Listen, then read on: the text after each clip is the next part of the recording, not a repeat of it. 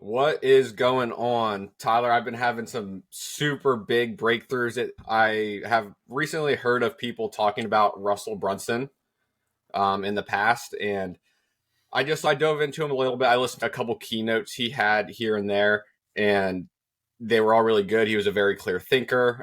He was a wrestler, which I admired a lot because I know just the frameworks that like how a wrestler thinks and works through things.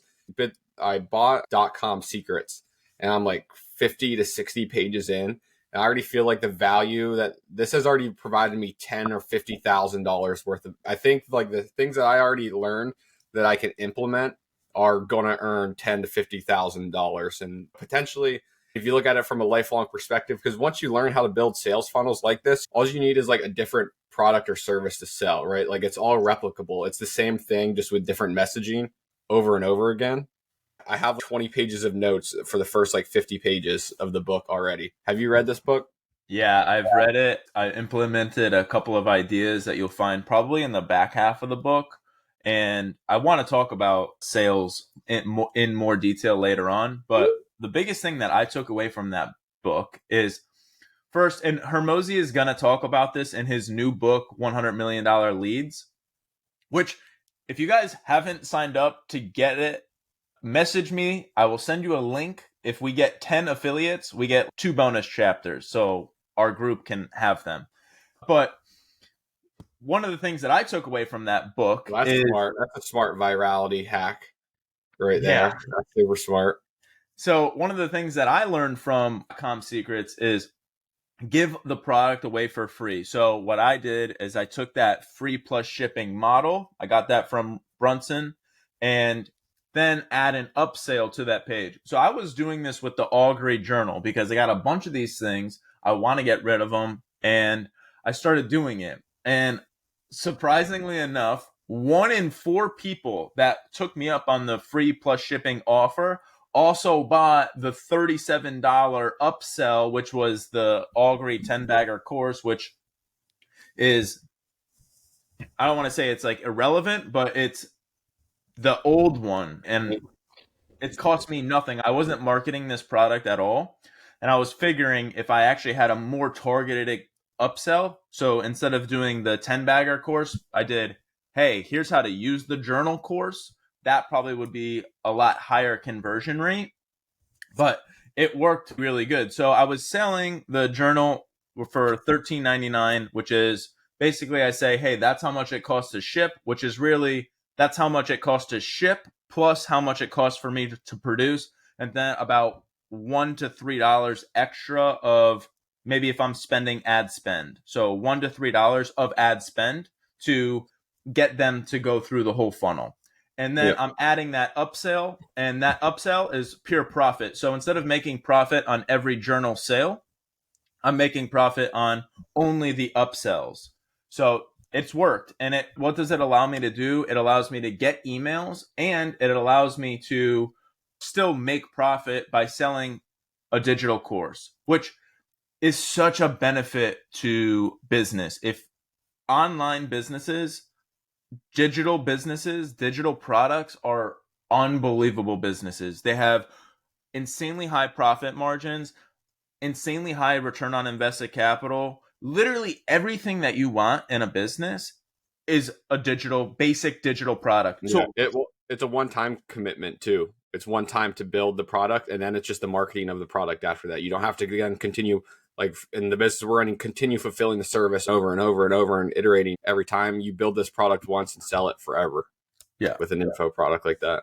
Honestly, I'm like the fucking worst entrepreneur in the world because in 2020, whatever should have been printing courses, just printing. It should have been an ATM machine.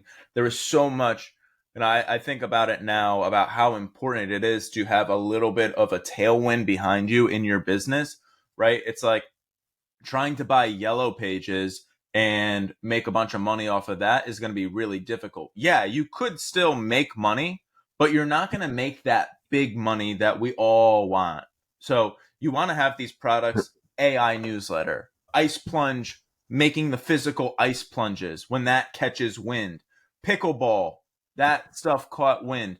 If you're early to something like that, bam, you're gonna hit a home run. I was early to investing in writing about it online.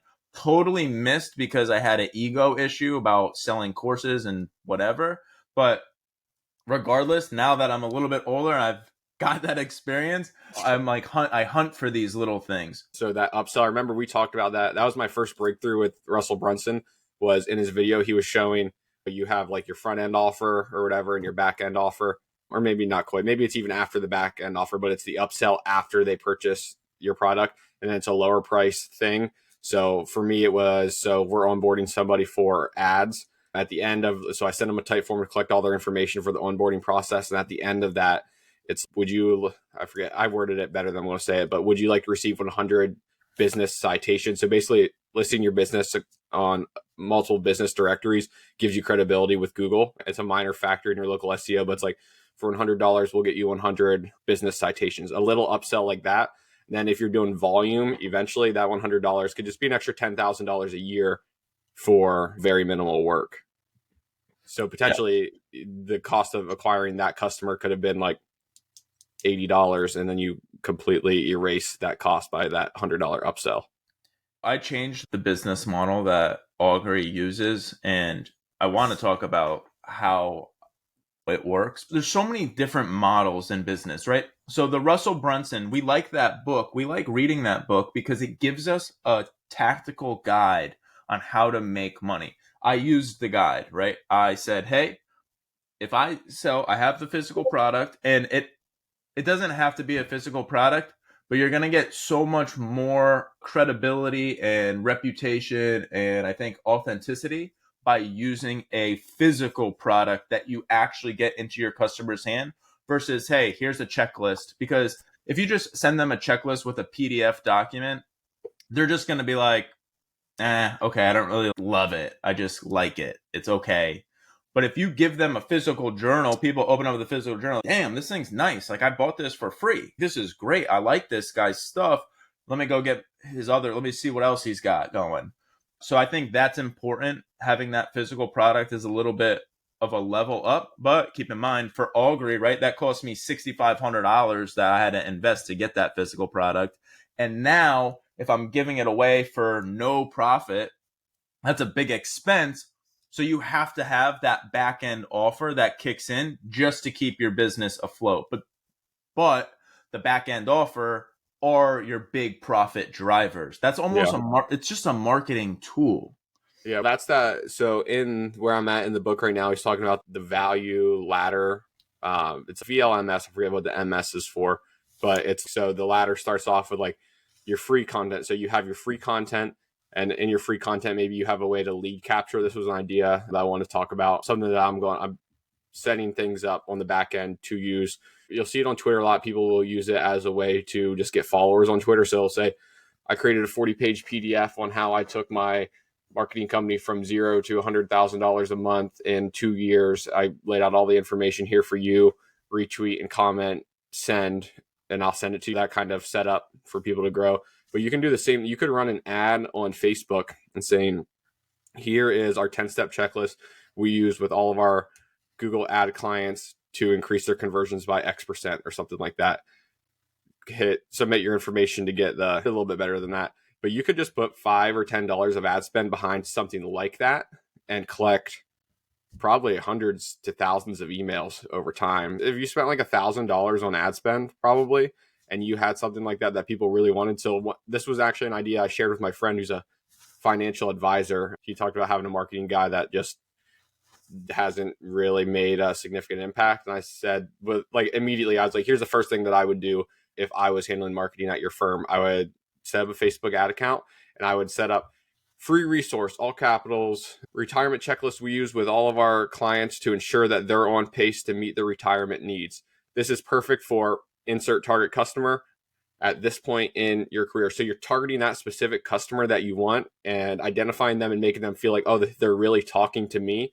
Hit download to get the retirement checklist. You get their name, their phone number, and their email. And all of a sudden now you have 1,000 leads of your target customers that now you can call, email. You can email market to them. You can send one newsletter a week, and obviously of everybody that email marketing is the cheapest form of marketing. You're literally paying a very minimal fee to your provider to be on someone's lock screen of their phone. Like you're in their notifications. How much more in someone's face can you get for that cheap? That's the cheapest form of marketing that I could think of is email marketing. It's the best. Like for me, I could go spend $10 on MailChimp if I had a bunch of emails and be in these people's faces. It would only cost me $10 a month to do that. There's no other way. The only way to do that is SMS blasts. And that SMS I don't think is I don't know. I don't have any data, but I don't see it as being as effective as an email. It's more just like spammy feeling, I think, SMS, because unless you have it coming from a real number, because usually it's from like those 4-digit numbers or whatever, it's not as trustworthy. I don't know about SMS. I feel like it could be valuable, but I tried it a few times in the past and I couldn't get it to work really the way I wanted, but I didn't give it enough attention. I do know on email, right? Dude, the Augury briefing email goes to 3,000 emails and the open rate is like 60%. And just last week, it wasn't even the Augury briefing. It was like, hey, I'm telling you guys about a 7% dividend stock, whatever. Click this link. I had, I think 33 people click the link. So it wasn't even that high of a click-through rate, probably 2%-ish. And this was early in the day. I don't know what the end stats are, but they click that link. They immediately fill out a form to do the 6-week program. And bam, 33. Those are 33 high-quality leads. Because the emails that I onboard, I already get their info. I already know ballpark, how much money do you have in your portfolio? 11 questions that matter to me as an entrepreneur.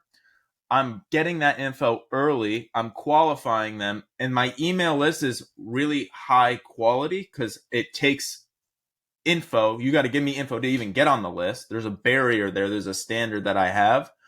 So by the time they actually click on my links inside my email, I have a lot of information on them that they forgot they gave me. And then I have the info I want to sell them this specific product. And then I'm trying to get them all on calls. So I started getting on calls with people. I've only done this for 1 week, but it was like so much better. The first 2 calls I went on, it's a $599 product. The first 2 calls I got on, sold them both. And then, unfortunately, I took 5 more calls, and all 5, or 4 out of the 5, were not qualified. They were tire kickers in a sense. They couldn't afford the product because they only have maybe a couple $1,000s that they want to invest. And I'm telling them, dude, one, I'm not going to take your money because I can't even help you. You don't even have any money. You got to have at least $15,000 minimum to even think about investing it. If you don't have that much, your time and energy is going to be so much better spent acquiring a skill. Go find a different course that's going to put in an extra $1,000 in your pocket every month. And then you're going to have some excess cash probably. And if you want to invest, that's what the route that you need to go. And I'll even talk about that for a quick second because one of the guys actually got mad at me for not letting him get onto the program. He was like, whoa, what do you mean I don't have enough? You said that this, and I was like, dude, trust me, you would be way better off. He had $9,000 in his account. I was like, dude, you would be way better off if you took that $9,000 and invested it all into a course that's going to give you an extra even if it was $1,000 a month. If you invested $9,000 today and it guaranteed you to make you $1,000 in profit for 12 months, you just made $3,000. You might be down 6, but what's going to happen on year 2? Now you're going to have a total of $15,000 on your $9,000 investment. And then in year 3, you're going to have whatever it is, 20 something. That's a huge return. You're going to be returning 33%, right? If you invest $9,000 and you get back 3, you just made 1/3, 33% in a year. That's a good return on investment, especially when you can compound that year 2, 3, and then all of that extra profit you're going to have at the end of year 3, go find another way to invest it. So that's super important. Yeah. One thing you talked about, like having in 2020, having an ego towards like courses and things like that. I see so many people that are constantly like hating on a creator who builds so clearly they build a skill to build the following, at least in our where we operate. If you build a following, it's probably because you have a skill that people are learning from and you're providing value to them. So you've built the following, and then people hate on them so much when they decide to sell a course. And I don't get it at all. Like, I love all the courses. I love having all the access to these people's information if I choose to purchase it. It's not like someone's forcing you to purchase it. And I was actually listening to, so these guys, they live in Tampa. They run Client Ascension. They have a podcast called Stick Talk, and they got Ty Lopez on it. And I never really listened to Ty Lopez. I remember when I was a kid seeing his like Lamborghini in the garage YouTube ad, and I never thought anything of it back then. I've never listened to anything with him at all. They had him on the podcast. I was like, this guy is a genius. He's so smart. You can tell he reads a ton. He said people would call him out in his ad for saying he reads 3 books a day. And I was actually reading like 4 books a day. He's like, that was actually like, I undersold myself on that. And like the whole podcast, he's like pulling quotes from this book, pulling quotes from that book. I'm like, this guy like has a lot of information in there. And he like studies evolutionary psychology very closely and like works with like top professors in that. But he's a guy that has received a ton of hate for selling courses. So I searched him up. Yesterday I had a long drive and I searched Ty Lopez on Spotify and I saw My First Million podcast with him. It was from like a while ago because it was a different logo on the podcast and everything. But basically like the whole podcast was like them talking about how everybody gives him so much hate, calling him a scammer and doing things like this. But my first exposure to him was that Stick Talk podcast with those 3 guys. They're all like 24 years old, but they were people who purchased his course and product and stuff when they were younger. And they were talking about how it helped them so much. They wouldn't be to where they're at now if it wasn't for having him as an influence and having those courses as information and things. And I think the most people that like, no one's hating on him that did purchase the course. You don't ever see people talking about people when they actually purchased the course and actually used it. You never see those people complaining. It's always people from the outside that are like probably jealous that they have a product that's earning them a lot of money. A couple of things on courses. One, if you are an individual, I think one of the best investments that you can make is creating a course. The dynamics of a course in terms of cash flow are the highest, one of the best asset that you could probably create and make with very low amounts of capital, and your returns can be massive on a course. Second, on Ty Lopez, 1, he did it genius. 2, as a consumer of courses, I've bought a lot of courses that have been absolute dog shit, but I've bought other courses that have been absolute gold. So I've bought everything under the sun. When I think about how I manage my money, I have no problem spending, like I just said, I have no problem. I would spend $9,000 on something that's going to make me an extra $1,000 a month because it's a 33% return. It doesn't bother me at all. Putting out, like, having $9,000 this year and then ending the year with only $3,000 doesn't bother me if my cash flow is going to be increasing. I'm increasing my profit each year. And that's the thing that I was thinking about. There's a mindset that's happening there. You look at your bank account and $9,000, that's your total asset in cash. When you get rid of that, people get anxiety over that, even though that will give them $1,000 more in cash flow than they had at the beginning of the year. Yeah. That's not a problem. Yeah. You're increasing your profit. It's all about increasing your cash flows long term. You're playing the Benjamin Graham style investing when the real way to make money in life is increasing your total profit at the end of each month. Your goal should be to, if you do $1,000 in profit this month, getting that number, beating that number each month, and you're growing like that, you're going to just explode. Your wealth is going to explode. And that's why I'm so against real estate. And I'm so against these instruments that require a lot of debt because you have to get a big asset. That's the wrong way to build wealth. The right way to build wealth is to say asset light as possible and cash flow as high as possible. Online course. People might not want to do that. And the problem is they probably don't have any skills to teach anyone. I have a skill of investing. I have an entire playbook of investing, and I've used this to make hundreds of thousands of dollars. I can teach that. So people might get mad at me. And I had a guy on the phone. He says, "Oh, if you're so good at generating money in the stock market, why are you selling this $600 program?" Okay, buddy, $600 is still makes a difference in my net worth. If I can sell 10 people a week on a $600 program, that's still a huge return. That's a big return for me. I was And like, you're what do you helping think? them.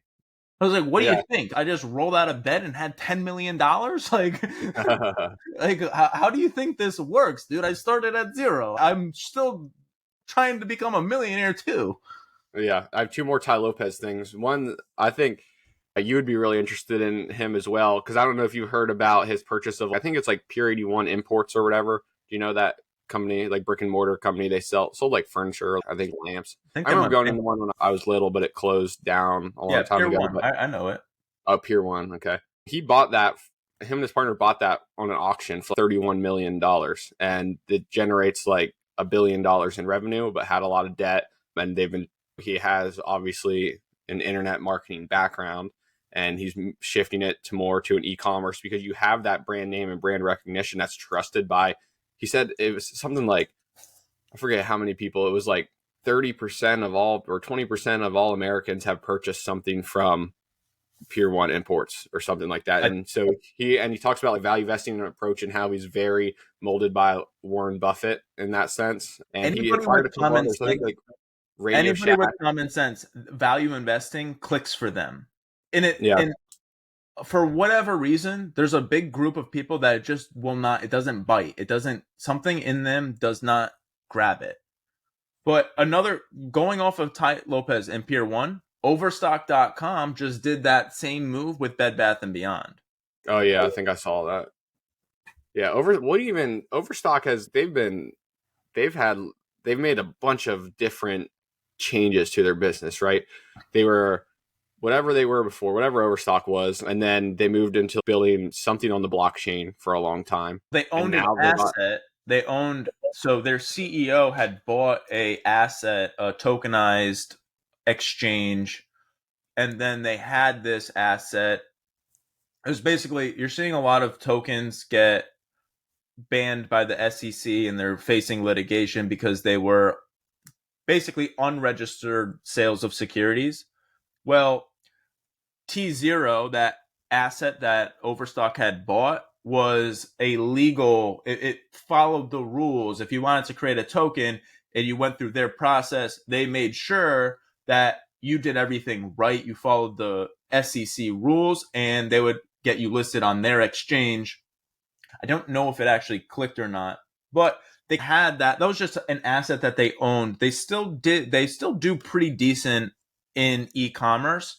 And I think it makes a lot of sense for them, and it was smart for them because Bed Bath & Beyond failed to do the e-commerce stuff. And it's crazy. I'm writing an article on Circuit City and Best Buy, and why Circuit City died, and why Best Buy ended up being one of the American consumers called Best Buy the best place to shop for 3 years in a row.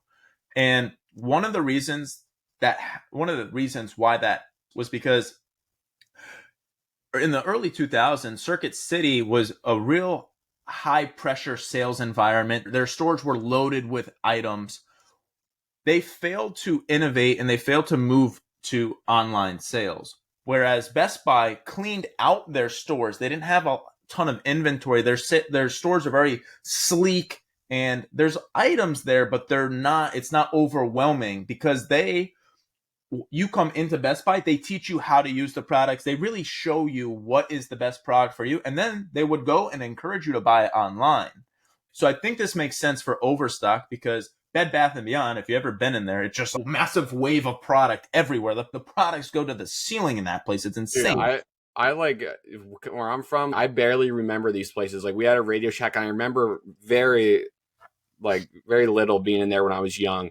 Shut down. Pier 1, remember being in there young, shut down. Best Buy was still around for a long time. I have a clear memory of Best Buy, and I think purchasing like Beats or something from Best Buy and things like that. But like all these places are just like I was like the first wave of all the shutdowns. So it was where I live. So like my memory's just not that clear on it.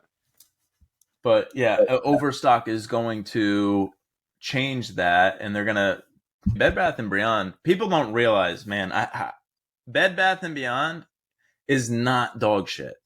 Okay, they lost the game because their management team was so bad at allocating capital. They were just buying stock at ridiculously high prices. Did not develop themselves any type of margin of safety on their balance sheet. They ended up killing them. So they killed themselves. If they would have been better and more conservative in the way that they manage money, they would still be in business.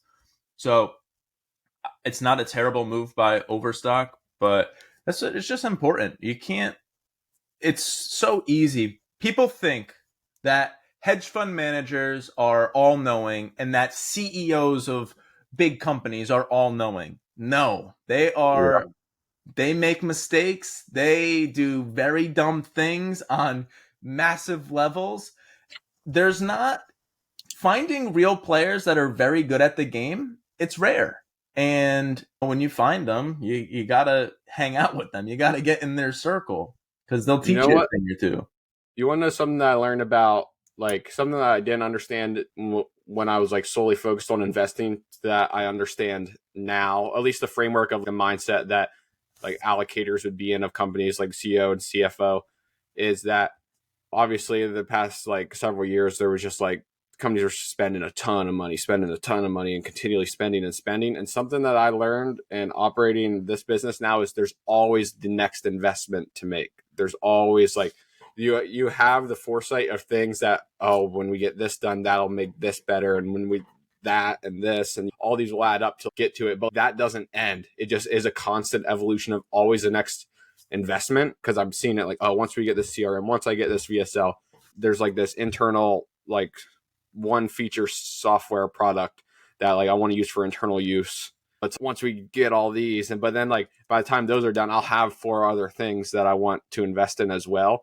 And it's like you have to have a set control on yourself of your spending. You have to respond. You don't have to be focused on 500% growth. And not like for a company that's on billions of revenue, but people like us, like 500% of growth in a year is not crazy. When you're at going like just tens of thousands of dollars in revenue, like 5xing, that's not that crazy of a thing to do. I want to write an article. This is something that I've had to do for myself, is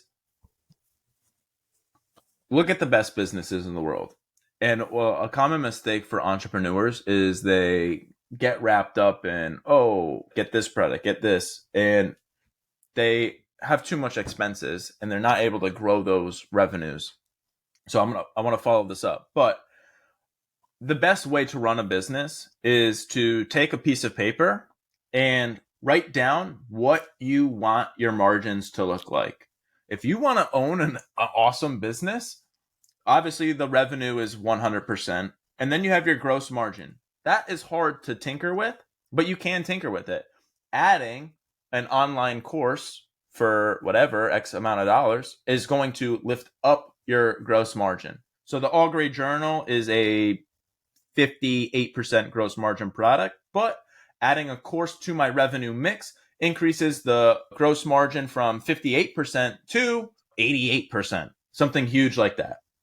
Now, go to your operating expenses and be very specific on how much you want to produce in profit. If I want to have a 50% profit margin, because that's what MasterCard or Visa has or whatever, then write that in there. And now, okay, I can only spend, this is now my budget. You have a budget and you have a plan of action. And now you have all of this cash is going to flow at the bottom. It'll start to pile up over time. And then you can start adding one at a time. Now, the way you can tinker those. They're levers. You could lever them up, you could lever them down. But at the end of the day, it's all about producing profit and how you go about producing the profit. You can take on a bunch of debt if you think that's going to work for you. But generally speaking, the best way to do it is run as high as profit as you can while staying lean, which is my next question to you. Okay, what are 3 tools that you could not live without? For the business? Yeah, for the business. Now, let's see, I use this service or I'm actually going to change this service. I think three main things I couldn't live without would be a CRM, which I made the investment into the wrong CRM. Now I Now realize Monday's not the answer. Monday is great. Don't get me wrong. It's fantastic. But now I learned about Go High Level. And it's just like way better for what we need. If we, I'll answer the rest of this question, but this is like a use case for Go High Level. So Go High Level, if you pay $300 a month, you can have unlimited white label CRMs for your customers. So this is how I go from just like providing ads or SEO to a company and becoming a growth partner within the company and digging my hands into all of their processes and having them pay me multiple thousands of dollars per month instead of 500 or 1,000 a month. Is that I set them up a CRM in Go High Level. I have all the leads. So say we're running Facebook ads for someone, if someone fills out the form on Facebook, automatically populates into Go High Level, automatically sends them a message, a text message or an email, wait one day, send another message, things like that, just completely organizing all their leads. And then another upsell that you can offer is a review management service then. And so you can take all that list of leads and you can blast them an SMS and an email saying, if you leave us a Google review, you'll be entered in to win a $100 Amazon gift card. You have them. So right there is like a way to get 100 reviews. Another thing that is white labeled about this is when you pay $300 a month, each customer can have their own CRM within Go High Level that you control, and it's branded Striker Digital or branded for their company. And I do all the setup of it and everything. So they can have all their leads in one place. Most of these guys are running off of pen and paper right now. There's a couple other things that I won't dive into it with right now, but Monday is great. Monday will work for me sending my Typeform to someone, them auto-populating in my lead list. I have to-do lists, so I can assign Bodhi a task. I can assign our guy that runs our ads a task, and they'll get notified immediately with a due date. They get reminders sent. You can do all that stuff and Go High Level too. Monday is definitely a prettier product, but for the agency model, having that white label service that you can offer there and Go High Level would be extremely valuable. Number two, Typeform.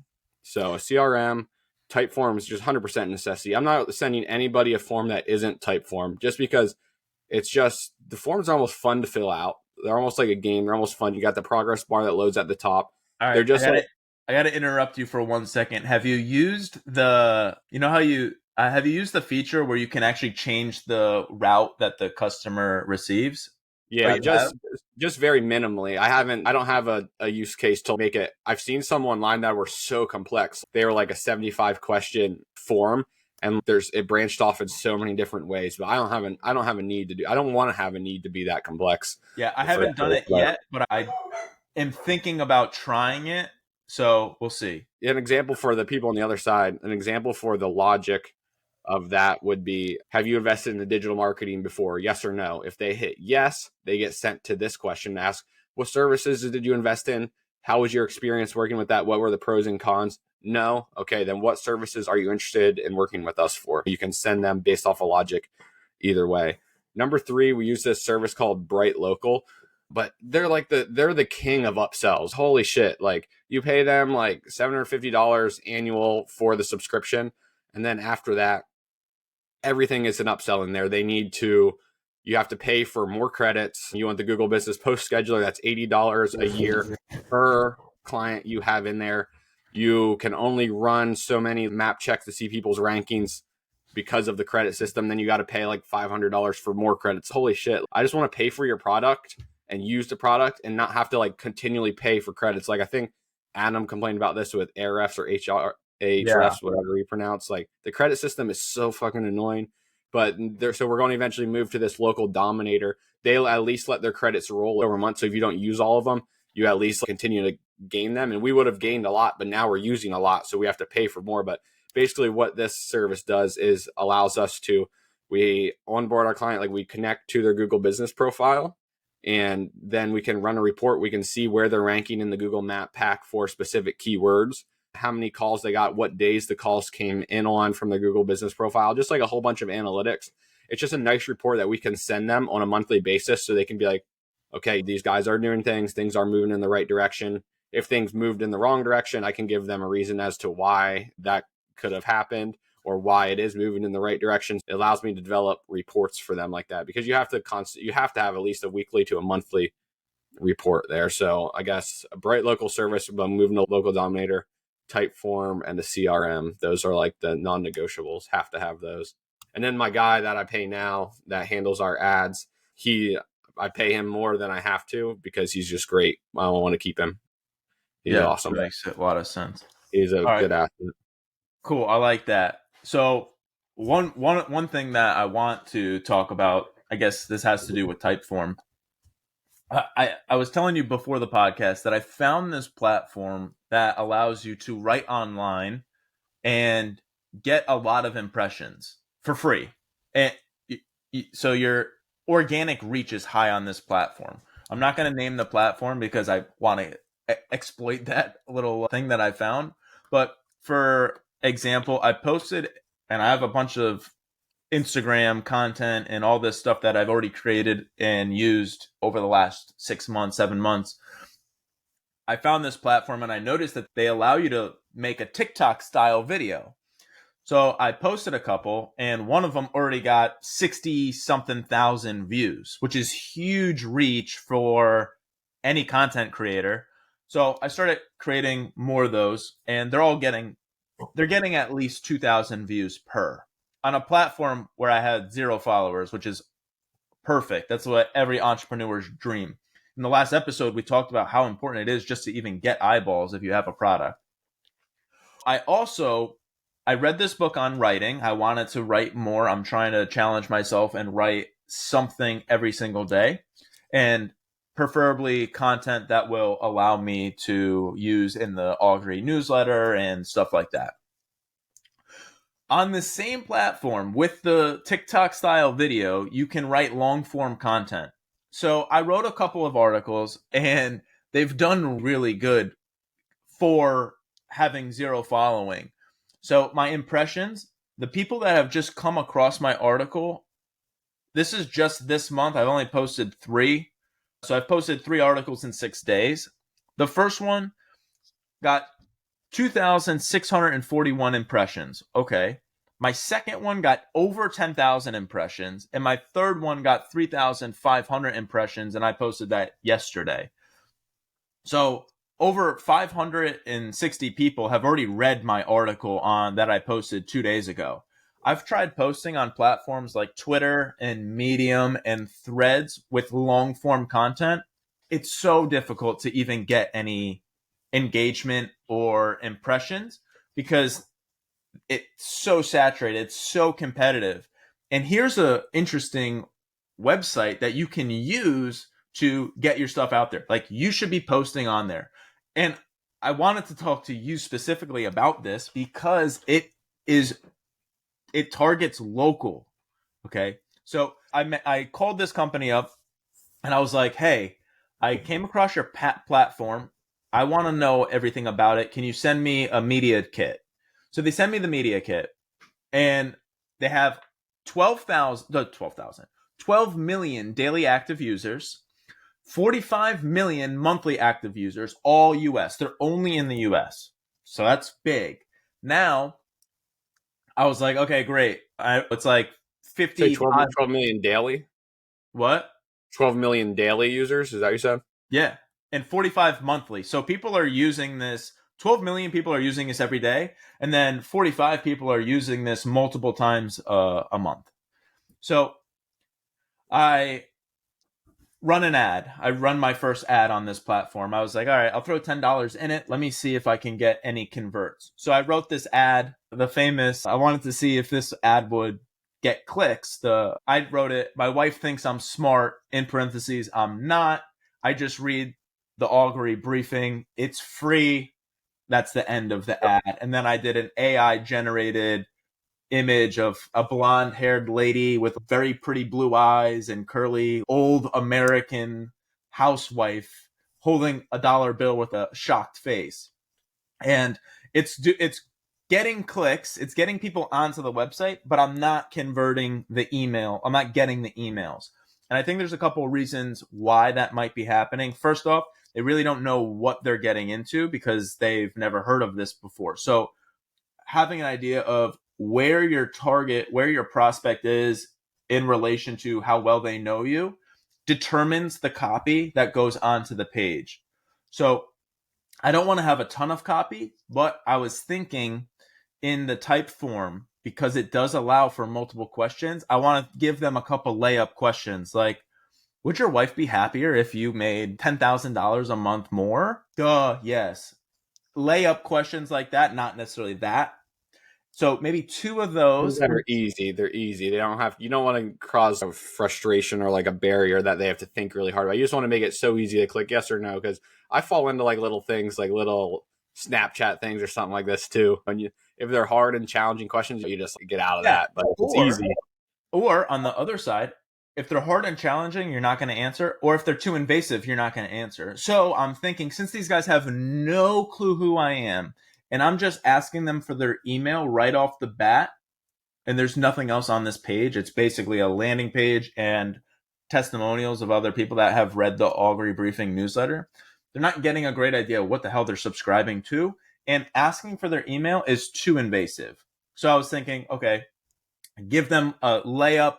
Oh, I want that. Yeah, that sounds good. Yes, I want this. Yes, I want this. Okay, enter your email, maybe on question 3 or 4, and see if that works better or not.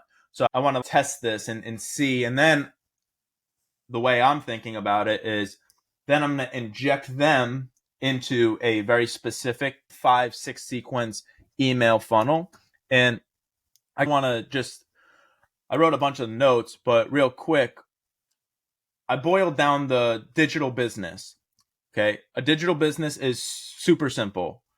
Create content on a social platform, drive them to a specific landing page, give them some kind of educational course, something that's going to give you credibility. Yeah, this guy is an expert. And then at the end of the course, you want to try to pitch them a product. They probably won't buy it on that end of that email course. And then you give them the Augury briefing, is what I call it, that weekly newsletter that gives them insight, that people engage with it. It's proven to work in terms of engagement for Augury. And then offer them a program, give them a specific outcome in a specific time frame. And that, once they click on that link, for example, I just sent out the Augury briefing, went out this morning, and I can see on active campaigns that I already got at least 10 to 15 people that have clicked on that link.